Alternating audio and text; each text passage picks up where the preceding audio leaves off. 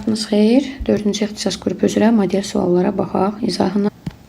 İlk sualımıza gəldik. Deməli, bizə verilib x, y3. Bundan tarazlıqda 0,8-dir. Daha sonra alınıb x, y2-yə və y2-yə. Deməli, qalimizdə 0,4 mol var və 0,2 mol y var. Və görürük ki, qabda ümumilikdə deməli 0,8 üstə gəlmək 0,6 1,4 mol qaz qarışığımız var imiş. Temperaturu dəyişdilər, yeni tarazlıq yaratdılar. 1,3 mol qaz qarışığı oldu. Bu tarazlığın tarazlıq sabitini hesablayın. Əgər qaz qarışığının mol miqdarı azalıbsa, demək ki, reaksiya əksinə gedib. Deməli, o halda A mol Y-dən azalsa, 2A mol azalacaq bu maddəmizdən və 2A mol da artacaq X, Y3-dən. Əlimizdə qalacaq 0,8 üstə gəlmək 2A, 0,4 çıxmaq 2A və 0,2 minus A. Şərtə görə bunların ümumi qaz qarışığı 1,3-dür. Yəni 0,8 üstə gəlmək 2A, üstə gəlmək 0,4 çıxmaq 2A, üstə gəlmək 0,2 çıxmaq A bərabərdir 1,3-ə. Buradan 2A'lar getdilər. Deməli, 0,8-in üstünə 0,4 bu elədir 1,2, üstünə də 0,2 gələndə oldu 1,4A, daha doğrusu 1,4 çıxmaq A bərabərdir 1,3-ə, A bərabərdir 0,1-ə. Deməli, bu halda indi KT-ni hesablasaq, əlimizdə nə qalıb? Yuxarıda məhsullarımız yazılmalıdır. Bax, Y-in əmsalı yoxdur. Y-dən nə qədər qalıb? 0,2 çıxmaq A. A-nın qiymətini tapmışam 0,1. 0,2-dən 0,1-i çıxsam, qaldı 0,1. İkinci məhsulum mənim əslində X, Y2-dir. Buradan 0,4 çıxmaq 2A. Yerinə qoysam, oldu 0,4-dən 0,2-ni çıxanda qalır 0,2. Onun da kvadratı oldu 0, deməli 100-də 4. Daha doğrusu 1000-də 4. Yox, 100-də 4. 0, 100-də 4. Və indi gəldik məhsulumuzdan. Deməli, reaksiya əksinə getdiyinə görə X, Y3-dən 0,8 var idi. Üstünə 2 vurmaq A. Yəni 0,2-də gəldik. Oldu 1 mol. Deməli, tarazlıq sabitimiz burada düşdü. 0,4-də cavabımız Y variantı. Gəldik növbəti sualımız. Deməli, karbohidrogendir. Rabitələrin əmələ gəlməsində iştirak edən qeyri-hibrid orbital 2A və karbonun rabitə əmələ gəlməsində iştirak edən qeyri-hibrid orbitallarının sayı A-dır. Deməli, molekulun içində hidrogen sayı qədər, deyək, karbohidrogen olduğuna görə karbonun da qeyri-hibrid orbitalı olmalıdır. Benzol molekulunda C6H6 6 karbonun hidrogenimiz var və bütün karbonlar da sp2 olduğundan hər karbonun da bir hibrid orbitalı deməli hibridləşməmiş haldadır. Yəni ümumi 12 qeyri-hibrid rabitə yaradır. Bunun 6-sı da karbonun hesabına düşür. Asetilində deməli karbonlardan gələn qeyri-hibridlər, bax bu pi rabitəni yaradandır. 4 buradan gəlir, 2 hidrogen, qeyri-hibridimiz oldu 6, amma deməli şərti ödəmədi. Etilində CH2, 2 qat CH2, 2 P orbitalımız karbondan gəlir qeyri-hibrid, 4 hidrogendən ümumi 6 qeyri-hibridimiz var, şərti ödəmir. Propində bizim deməli gördüyümüz 4 hidrogenimiz var, karbonlardan da 4 qeyri-hibrid, 8 qeyri-hibridimiz var və şərti də ödədi. Gəldik növbəti suala. Kalsium karbonat və kalsium karbonat parçalanıb kalsiumun oksidinə və karbon qazına, plus kalium hidrokarbonat parçalanıb kalium karbonata, karbon qazına və suya. Əmsal da bura düşdü 2. Kütləmiz 90-dan düşüb 70,6-ya. Kütlə nəyin hesabına azalıb? Burada parçalanıb uçub gedən karbon qazı və suyun hesabına. İndi əgər sudan M moldursa, Demək ki, bax burada M molda elə karbon qazı kalium hidrokarbonatdan gəlib. Və yaxud elə birbaşa yaza bilərəm ki, 90 çıxmaq 4N karbon, 1 mol karbon qazının miqdarı 44-dür. 44 vurmaq N çıxmaq 18N bərabərdir 18N. 70,6-ya. Buradan olur, deməli 19,4 bərabərdir 194 N-ə. N də bərabər olur 0,1-ə. Deməli, əgər 0,1 mol su alınıbsa, 0,2 mol mənim kalium hidrokarbonatım var imiş qarışığın içində. Və bunun da 50% deyir parçalanıb. O halda demək ki ümumi 90 qramın içində 0,4 mol kalium hidrokarbonat var imiş. Kalium hidrokarbonatın da kütləsi 100-dür. 0,4-ü 100-ə vursaq bu oldu 40. Deməli 90-ın 40 qramı elə kalium karbonatdan gəlib. Onda 50 qramı da kalsium karbonatın payına düşüb. Cavabımız olur A variantı.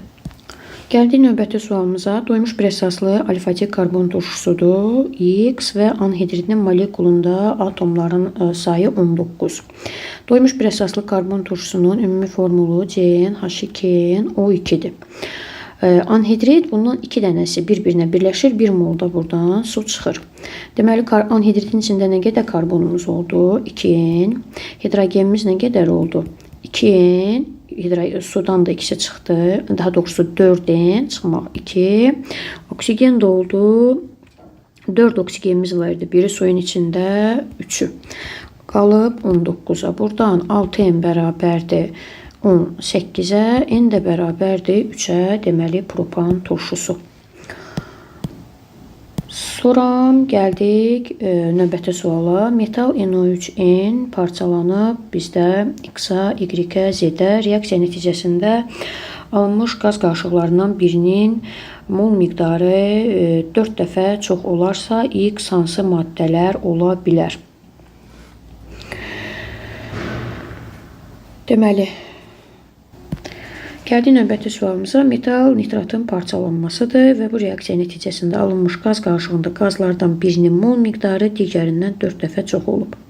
İki valentli metalların nitrat duzlarının parçalanmasının ümumi şəkildə yazsam, burada alınır metalın oksidi 1 molda, 2 mol NO2 və 0,5 molda alınar oksigen. Çünki nə qədər oksigenim var? 6. Biri burada, 4'ü burada, biri də burada. Deməli, mol miqdarı 2 mol 0,5-dən 4 dəfə çoxdur. Deməli, bu istənilən halda 2 ilə 5 olacaq. Ortada seçim olaraq sadəcə 3 qalır. Alüminium nitratın da yenə parçalanmasına nəzər salsaq, alüminium oksid alınar. Burada azot, 4 oksid və oksigen alınar. Yenə də bura bir 2 yazsam, onda bura bir 6 düşəcək. Nə qədər oksigenim var? 3 üçün 9, 18 oksigenim var. 3'ü buradadırsa bu oksigenin, deməli, 12'si buradadır, 15, onda burada 1,5 yazım ki 18 tamamlansın. 12'si çünki buradadır. Yenə də mənim qazlarımın mol miqdarı 6 mol və 1,5 mol. 6'nı da 1,5'ə böləndə yenə də 4 dəfə çox oldu. Cavabım B variantı. Bir valentli metallarda bu şərt ödənməyəcək. Növbəti sualımız, suların miqdarına uyğun təyin eləyə bilərik. Deməli, bizim burada əgər 4 hidrogenimiz varsa, Deməli bizim 4 OH-mız reaksiyada iştirak edib alüminium hidroksiddən, daha doğrusu 2 OH-mız alüminium hidroksiddən, 2 də hidrogenimiz buradan gəlib ki, bizim 2 molda suyumuz əmələ gəlib və N1 bərabərdir 2. İndi bax burada bizim 6 hidrogenimiz var. Hidrogenin yarı hissəsi bax buradakı OH-dan, yarı hissəsi də buradan gəlir. Deməli N-imiz 3 olub ki, 3 mol OH-la 3 mol hidrogen də birləşib 3 mol su verib. Burada 2 hidrogenimiz var. Biri turşunun içindən gəlibsə, deməli biri də OH-dan gəlib. Deməli N3 də bərabərdir 1. Bu halda N2 böyüdür N1-dən, bu da böyüdür N3-dən. Bu da cavabımız A bəndində. Gəldik 7-ci suala, xeyli uzun bir sxemdir. Butanın, geridən başlayaq. Butanın oksidləşməsindən alınan turşu sirkə turşusudur. CH3, COOH. Sirkə turşusu nəyin dəm qazı ilə reaksiyasından alınır? Metanolun oksosintez reaksiyası. Natrium OH ilə reaksiyadan metanol alınıb və Y alınıb. Y sulfat turşusu ilə reaksiyadan T, mis-2 hidroksiddən karbon qazı alınıbsa, burada mən T-ni qarışqa turşusu götürə bilərəm. Bu halda demək ki, mənim bax burada başlanğıc maddəm qarışqa turşusunun metil efiri imiş ki, bu qələvi mühitdə hidroliz eləyib, qarışqa turşusunun natrium duzu əmələ gəlib, qarışqa turşusunun natrium duzuna mən təsir eləsəm, bəli, burada alaram natrium sulfat və qarışqa turşusu. Qarışqa turşusunda mis-2 hidroksidlə reaksiyadan karbon qazı və su ayrılar. İndi Y-dən T-nin alınması oksidləşmə. Y, qarışqa turşusunun natrium duzu, burada qarışqa turşusu xeyir deyil. Z-dən L-in alınması. Z spirtdir, spirtdən, bəli, bu oksosintez reaksiyasıdır, oksidləşmə reduksiya reaksiyası. Ən azından burada OH, CH3-dən uzaqlaşır. Burada aydın görə bilirik. Çünki bax, bu karbonun oksidləşmə dərəcəsi sırf -3-dür. Burada isə -2-dir. X və L izomerdirlər. X əgər sirkə qarışqa turşusunun metil efiridirsə, bu da sirkə turşusudursa, bəli, efirdirlər, izomerdirlər. Y maddəsi. Y maddəsi qarışqa turşusunun natrium duzu, gümüş güzgü reaksiyasına bəli daxil olur. Turşunun özü də, duzu da. X və L polyar kovalent rabitələrin sayı. X nədir? X bizim efirimizdir. L isə sirkə turşusudur. Yox, burada artıq polyar kovalent rabitələrin sayında fərq var. Deməli, H, C, O, C, H buradadır. Elde isə H, C, H. Burada artıq bizim bir də qeyri-polyar rabitəmiz var. OH. Gördüyümüz kimi polyar rabitələr burada daha çoxdur. Ona görə 5 düzgün deyil hər ikisi üçün. Cavabımız 2, 3, 4. Y variantı. Gəldik növbəti məsələyə. Alfatik doymuş bir əsaslı karbon turşusu. Bir əsaslı doymuş karbon turşularının ümumi formulu CN, H2O2'dir. İndi alfatik spirti CX, H, 2X plus 2 və O olaraq işarə eləyək. Şərtə görə hidrogen atomlarının sayı spirtin içində turşudan 4 vahid çoxdur. Onda deməli yaza bilərəm ki, deməli 2x plus 2 bərabərdir 2n plus 4'ə. Çünki burada A ilə işarə olunub, burada A plus 4 ilə. Və buradan ixtisarlarımızı aparsaq, deməli x plus 1 bərabər olacaq n plus 2'yə. Buradan da x bərabər olacaq n plus 1'ə. Demək ki, spirtin içindəki karbon turşunun içindəki karbondan bir vahid çoxdur. Və o zaman demək ki, bunların elə molekul kütlələri də bir-birinə bərabərdir. Çünki doymuş bir atomlu bir əsaslı karbon turşusu ilə doymuş bir əsaslı alfatik spirtin bir karbon fərqi olanda bir CH2 fərq çox olanda onda turşular da bərabər olur. Deməli elə bu da olacaq 24. İndi 24 plus 24 nə qədər olmalı idi? 48. Nə qədər su efir alınıb? 40,8. Buradan 40,8'i çıxsam qalar 7,2 bu ayrılan suyun miqdarıdır.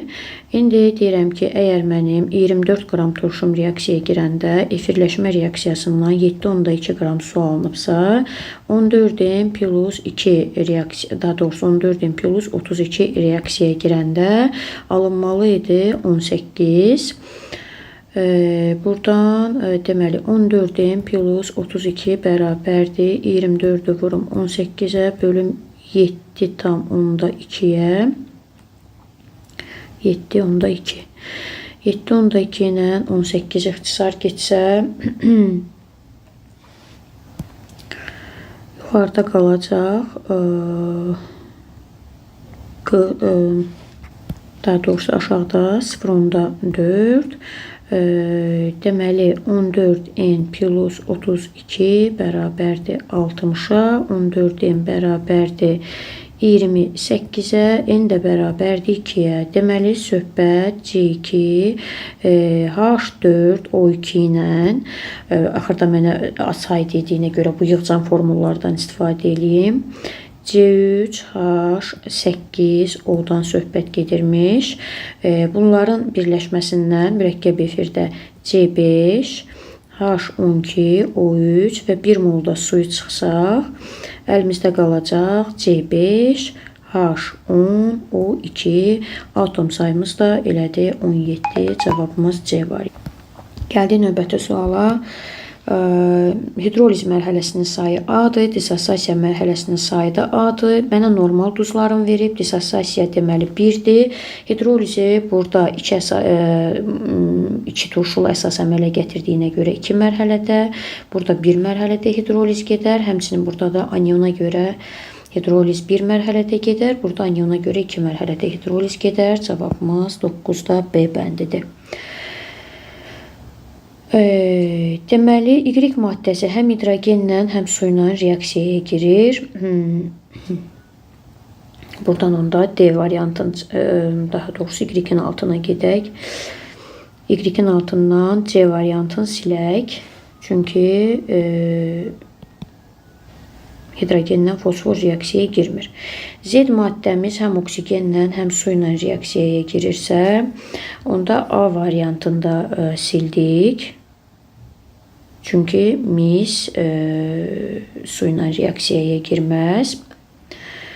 X maddəsi hidrogenlə də, oksigenlə də reaksiyaya girirsə, onda yenə də bizim D variantımız da getdi. Çünki fosfor hidrogenlə reaksiyaya girə bilməyəcək. Deməli, qalırıq X-a karbon qoysaq, karbon hidrogen və oksigenlə reaksiyaya girər. Y-ə xloru qoysaq, həm hidrogenlə, həm su ilə reaksiyaya girər. Z-ə də kalsiumu qoysaq, həm oksigenlə, həm su ilə reaksiyaya girər. B bəndində Z-də azotdur, azot su ilə reaksiyaya girməz. Deməli, 10-cu sualda cavabımız B variantı. Növbəti sualımız molekulunda 15 sigma rabitə olan doymuş monoamin molekulunda. Əgər doymuş monoamindirsə, sigma rabitəmizin sayı açıq zəncirli birləşmədirsə, sigma rabitə sayı hər zaman atom sayından bir vahid az olur. Deməli, burada bizim 16 atomumuz var. Yığcam formulu yazsaq, deməli, 3'ü NH2'ye versək, qaldı bizdə burada CnH2 plus 1. Yəni, deməli, 3n plus 1 bərabərdir 13'ə, 3n bərabərdir 12'yə, n də bərabərdir 4'ə. İndi mən polyar kovalent rabitələrimin sayını maksimum eləmək üçün karbonları bunu üçlü amin şəklində yazam. Bir karbonumu da burada yazam. Hidrogenləri düzüm. H3, H3, bunu da yanına bir hidrogen və hidrogen. Deməli, ümumilikdə mənim hidrogenlərimin sayı 11 ədəddir. Bunlar polyar kovalent rabitə. 3 dənə də karbonum azotla polyar kovalent rabitə ilə birləşdi və maksimum sayımız oldu 14. Gəldik 12-ci suala. Bu sual topludan başqa variantda var.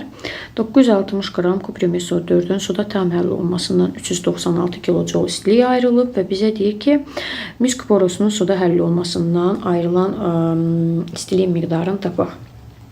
Əgər 960 qramımız suda həll olanda 396 qram su istiliyi, daha doğrusu 396 kJ istiliyi ayrılıbsa, 160 olanda, yəni 1 molun suda tam həll olmasından nə qədər istiliyi ayrılardı? X-i buradan hesablasaq, X eləyəcək.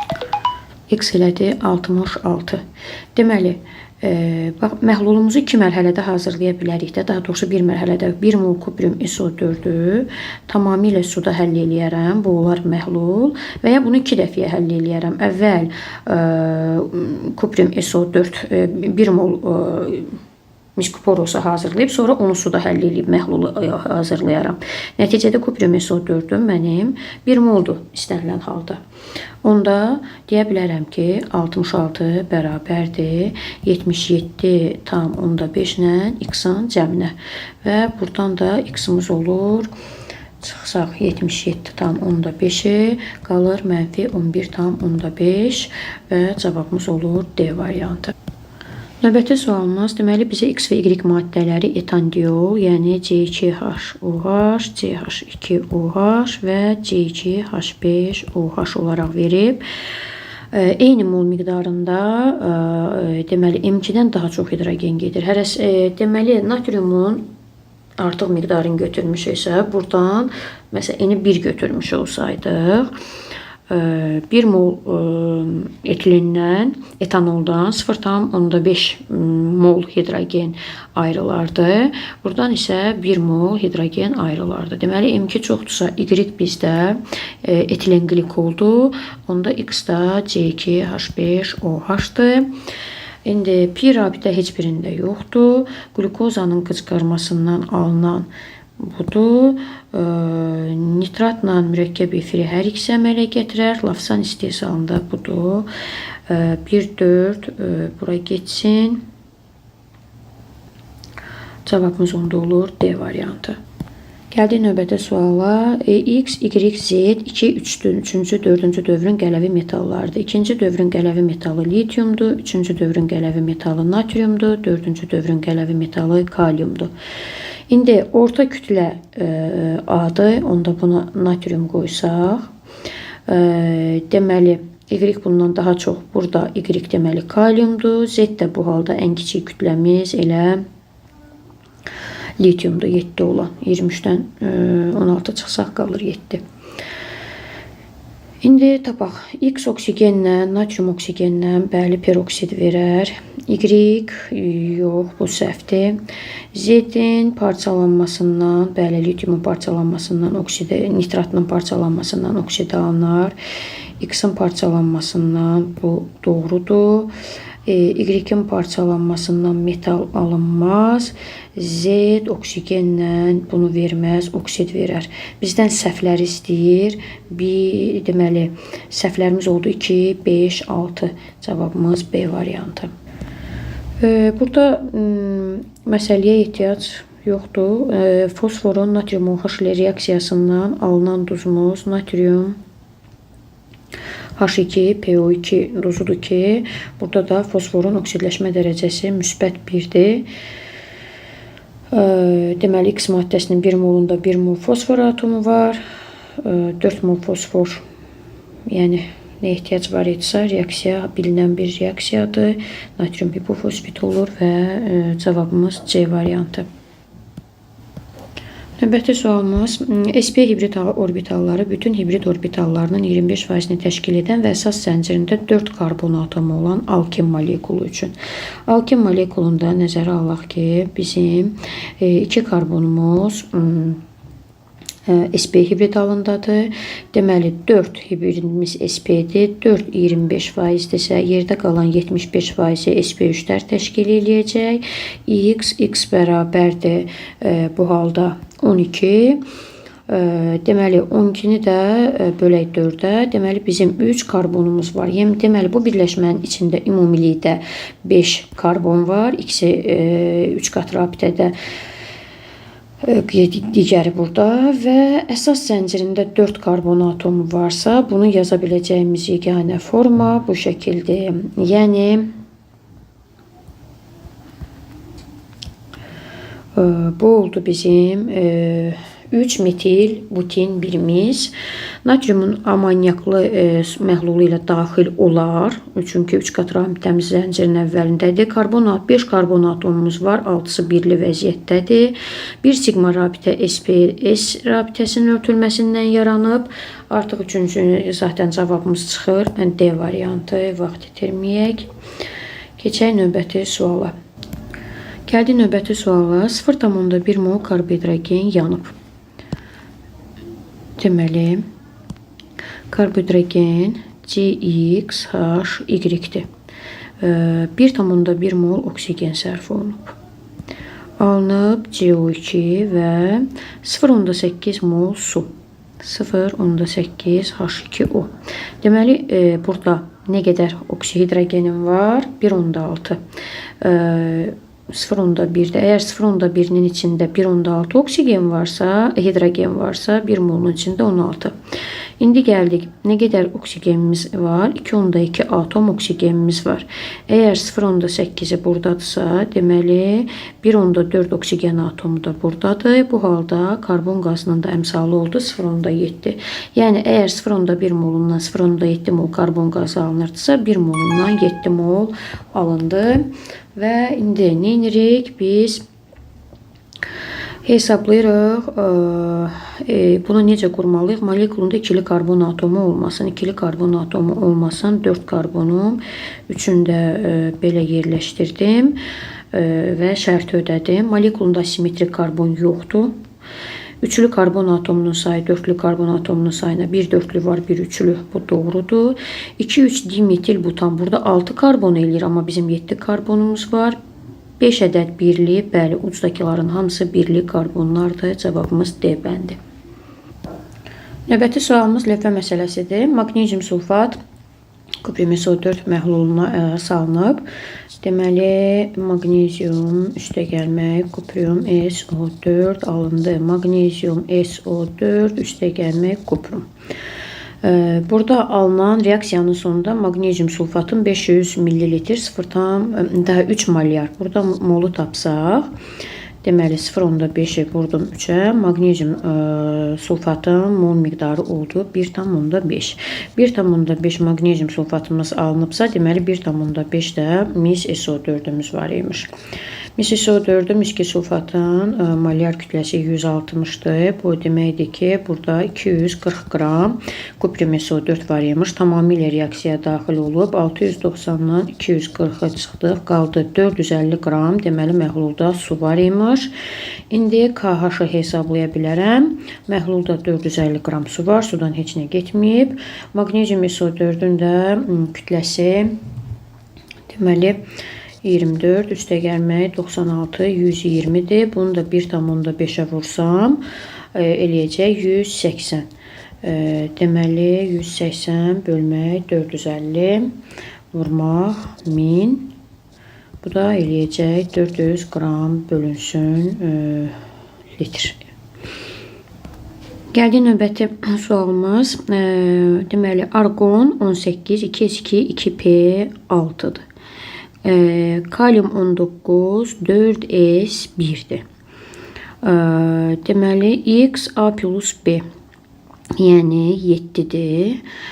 O zaman bu da olar 2s2 2p3. Yəni bu halda n bərabərdir 4, M bərabərdir 2, C də 3-ə bərabərdir. Toplayanda elədir 9. Cavabımız C variantı. Növbəti sualımız alken, polyar kovalent. Alkenlərin ümumi formulu CN, HCN-dir. Polyar kovalent rabitələr hidrogen atomlarının sayı oldu. sp3 hibrid. Burada karbonumuzu nəzərə alsaq ki, ikisi sp2-dir. Qalan karbonlarımız olacaq sp3. Onda 4n çıxmaq 8. Bir-birinə bərabərdirlər. Buradan 2n bərabərdir 8-ə, n bərabərdir 4-ə. Bir dənə deməli birli karbon atomlarının sayı 3-dürsə, onda bu bizdə CH2, CH, CH3, CH3, CH3-dür. Bura H-brom birləşdirsək, olacaq CH3, C deməli burada H-a ehtiyac yoxdur. Brom, CH3, CH3, 2 brom, 2 metil propan. Cavabımız C variantı. Növbəti sualımız pirit. Pirit necə yazılır? Ferium S2. Sfalerit, sink S. Deməli eyni atom kükürtdür. Bu zaman X dəmir, Y də sink. Əmələ gətirdiyi maddə, deməli bu maddələrdən hansısa da bunların üçü ilə reaksiya daxil olur. Oksigen daxil olar, xlor daxil olar, yod da kükürtlə reaksiya daxil olmur. Hidrogen ya heliumdursa heç biri ilə reaksiya daxil olmur. Cavabımız B bəndi. Gəldik növbəti məsələmiz. Biraz belə deyim, qarışıqdır. N2 plus 3H2 alındı 2NH3. Bu reaksiyada elə tam ədədlər nisbətində götürsək, deməli hər zaman məsələn 4 mol qaz qarışığından 2 mol da qaz alınır və A bölmək B nisbəti bizə hər zaman 2 verir məhsul olaraq, əgər reaksiya tam gedibsə. Reaksiya tam getmədiyi şərtdə isə müxtəlif ədədlər ola bilər. Amma burada da bizə bunu açıqlamaq üçün hər hansı bir şərt qoymur. Ona görə verilən şərt daxilində ancaq qəbul edə biləcəyimiz 2-dir. Çünki hərəsindən nə qədərsə müəyyən mol miqdar artıq götürüb də yoxlayanda da yenə də lazımi ədədlər alınmır. Buradakı ədədlərin heç biri alınmır və yaxud mənfiyə gedir. Ona görə ən ideal şərtdə maksimum 2-ni götürürük. Gəldik növbəti sualımıza. Dəmir 2 mol xlorid turşusu ilə reaksiyaya girdi. Dəmir xlor 2 alındı. Buradan dəmir 2 hidroksid alındı. Dəmir 2 hidroksid, dəmir 2 oksidə və suya parçalandı. Kükürtlə reaksiyasından isə alındı dəmir 2 sulfid. Eyni mol miqdarda götürülmüş Z və T-dən ibarət qarışıqda dəmirin kütlə payını hesablayın. Deməli, eyni mol miqdarı deyirsə, birinci qarışığımız oldu 56 üstə gəlmək 16. Bu oldu 72. Burada da 56 plus 32, bu da oldu 88. Toplayanda oldu 160. 160-ı məxrəcə yazaq. Dəmirin kütlə payı da 56 üstə gəlmək. Burada 112 vurmaq 100. Və bu da elədir 70%. Gəldik növbəti sualımıza. 4,5 mol kalsium artıq miqdarda qatı sulfat turşusu ilə. Qatı sulfat turşusu ilə reaksiyadan alınır kalsium sulfat, hidrogen sulfid və su. Təbii ki, X qazımız H2S-dirsə, bu da SO2 olacaq. Başqa variantı yoxdur. Çünki qatı sulfat turşusundan da SO2 çıxar. Qaz halında deyirsə. Reaksiyanı əmsallaşdırsaq, bura 1, 4, bura 1, 4, bura 1, 5, bura 4. Deməli, 4 molundan 1 mol H2S çıxırdısa, 4,5-dən X çıxacaq və 4,5'i də 4'ə bölsək, bu oldu 1,125 mol H2S. İndi H2S-lə SO2-dən ibarət, deməli bu 34'dür, bu 64'dür. Bunlardan 49'u düzəldək. 64'dən 49 çıxanda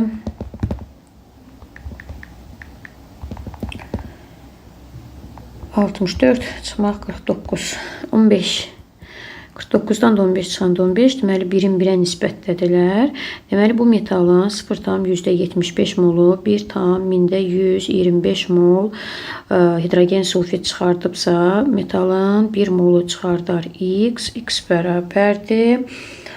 Daha doğrusu SO2 çıxardıbsa, deməli 1,125'i böldüm 0,75'e elədi 1,5. Bax 1,5 mol SO2 nə qədər? Bu 1 mol metaldan çıxıb və bu deməkdir ki, onda kükürdüm nə qədər elektron alıb? 3 mol elektron alıb. Yəni metalın 1 molu 3 mol elektron itirib ki, bu qədər kükür reduksiya olub. Və bu şərti də mənə ödəyir xrom və dəmir qatı sulfat turşusu ilə 3 valentli duz əmələ gətirirlər. Növbəti məsələmizə gələk. Qapalı qabda 3 mol etanındır burada. Səhv umuramsa etanın katalitik dehidrogenləşməsi aparıldı. Helyuma görə nisbi sıxlığı 6'ya bərabər olan qaz qarışığı alındı. Deməli etan C2H6 dehidrogenləşdi C2H4'ə plus H2'yə. 3 moldu. Deməli buradan əlimizdə nə qaldı? 3 minus belə deyək. X sərf olundu, X alındı, buradan da X alındı, 3 minus X buradan qaldı, X buradan qaldı, X da buradan və helyuma görə nisbi sıxlıq 6'ya bərabərdirsə, burada deməli 24'dür orta molyar kütlə. Alınmış qaz qarışığının normal şəraitdə həcmini litrlə hesablayın. Onda 24 bərabərdir 3 minus X vurmaq 30. Üstə gəlmək 28X, üstə gəlmək 2X, aşağıda da olar 3 plus X.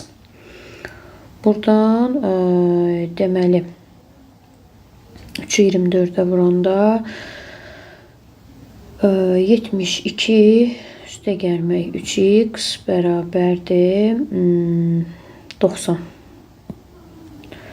3X da bərabərdir 18'ə. Aha. X da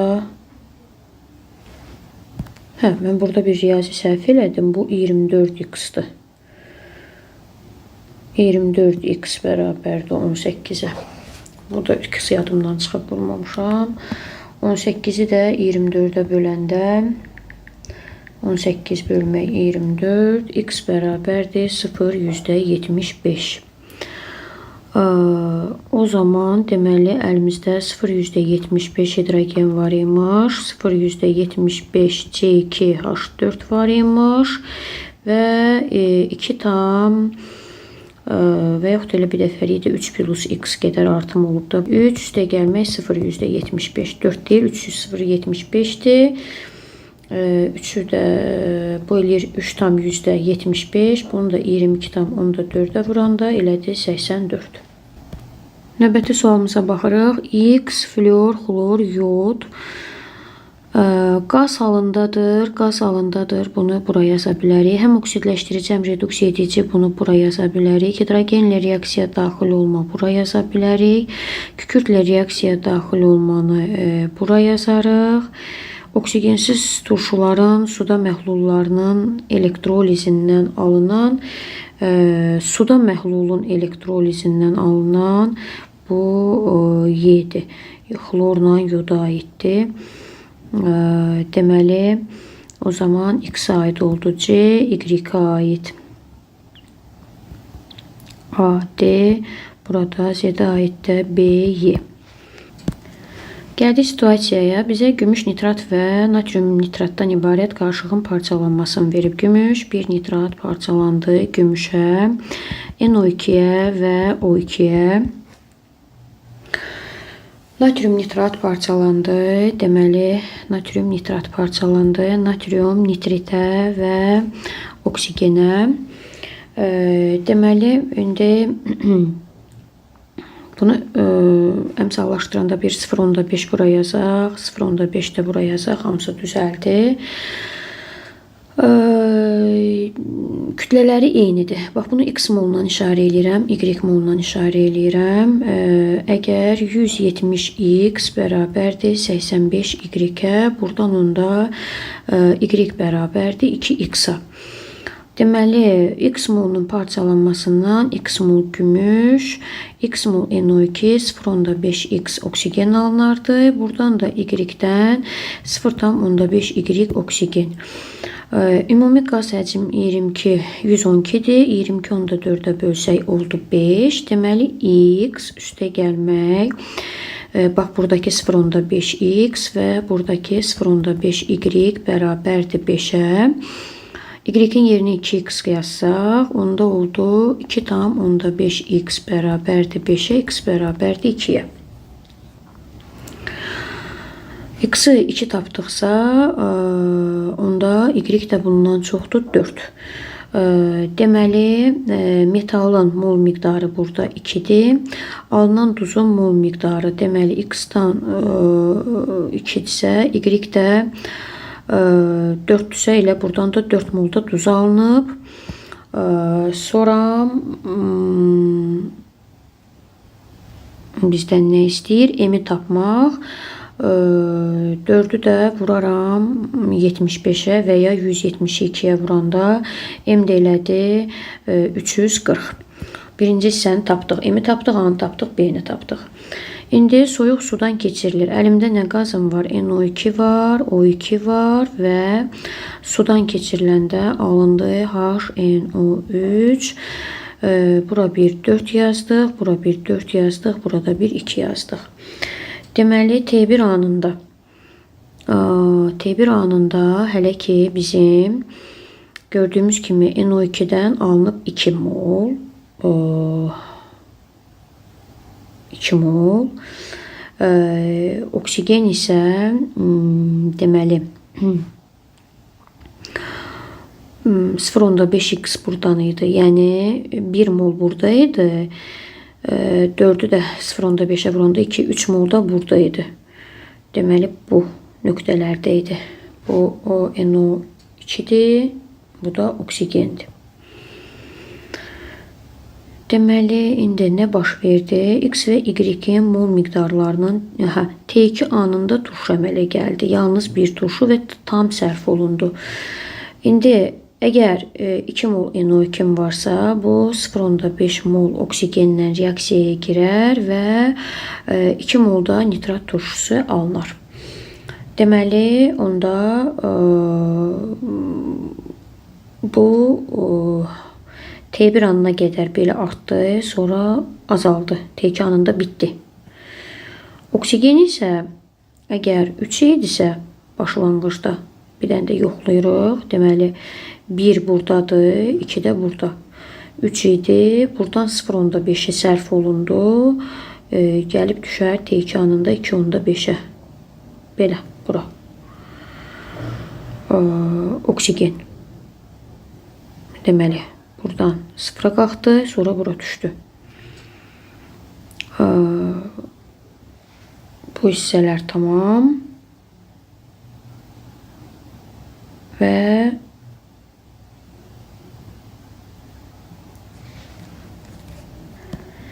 sonuncu hissədə də bizdən nə tələb olunur?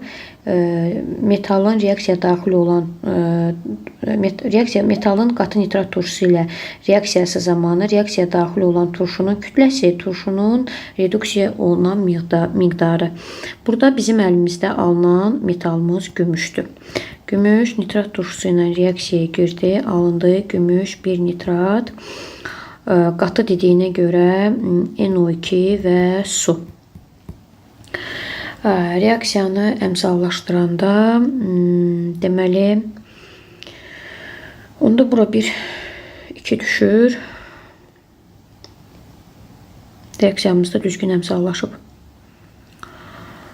İndi bizim əlimizdə əgər 2 mol gümüş bir nitrat varsa, deməli nitrat turşusunun hamısı reaksiyaya daxil olacaq. Gümüşün isə hamısı reaksiyaya daxil olmayacaq. 1 molu daxil olacaq və